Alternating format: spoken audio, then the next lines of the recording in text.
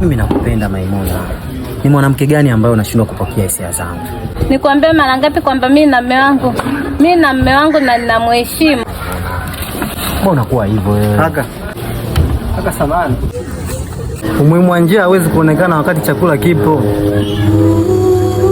Kumpenda mtu si dhambi, lakini hata mtu pia kukataa kukupenda si dhambi, kwa sababu kila nafsi ina haki ya kuchagua ipi sehemu sahihi.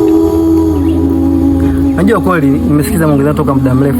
Kweli unampenda udada, lakini tayari ishafanya chaguo, ana mahusiano yake. Tayari ishachagua sehemu ambayo yeye anaona ndo sahihi. Kaka, kuna muda haina budi kubana na hali tu.